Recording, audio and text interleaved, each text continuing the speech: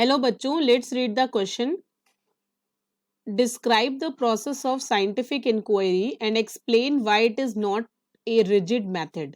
सो question में कह रहा है कि जो साइंटिफिक इंक्वायरी का प्रोसेस है वो क्या है और इसको एक रिजिड मेथड क्यों नहीं माना गया है. तो सबसे पहले हम लोग इस क्वेश्चन के लिए की कॉन्सेप्ट को समझेंगे. What is the key concept for this. की कॉन्सेप्ट की बात करें तो सबसे पहले हमें समझना होगा कि साइंटिफिक इंक्वायरी होती क्या है. What is scientific inquiry. What is scientific inquiry. That is inquiry. That is IN.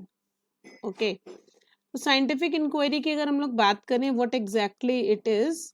Scientific inquiry में लगभग 6 स्टेप्स आते हैं, जो कि पहला स्टेप होगा क्वेश्चन, दूसरा होगा ऑब्जर्वेशन या फिर हम बोल सकते हैं इन्वेस्टिगेशन. इन्वेस्टिगेशन. तीसरा हम लोग बोल सकते हैं हाइपोथेसिस. हाइपोथेसिस. और चौथा हम लोग बोल सकते हैं एक्सपेरिमेंट. एक्सपेरिमेंट. और नेक्स्ट हो सकता है एनालिसिस ऑफ डेटा.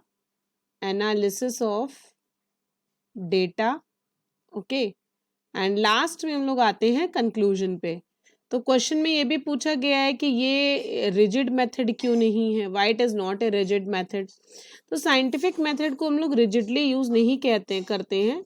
ये जो साइंटिफिक मेथड है अप्लाई करा जाता है डिफरेंटली ओवर डिफरेंट डिसिप्लिन्स. अलग अलग इस डिसिप्लिन्स में इसको यूज करते हैं. इनका स्पेसिफिक एप्लीकेशन है और ये वेरी करेगा, यूनिक सिचुएशन पे डिपेंड करेगा. ओके. तो जो साइंटिफिक इंक्वायरी है, साइंटिफिक मेथड, ये अप्रोच को हम लोग यूज करते हैं for the means of acquiring new method. This is use for acquiring new knowledge बोल सकते हैं. एक्वायरिंग न्यू नॉलेज, कुछ नई नॉलेज को एक्वायर करने के लिए.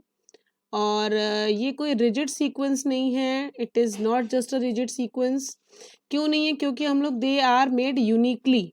इनको यूनिकली बनाया गया है. काफी यूनिक है ये. इन विच the way they are being followed, और ये बेस होंगे प्रॉब्लम पे that is trying to be solved, that makes it something that is not.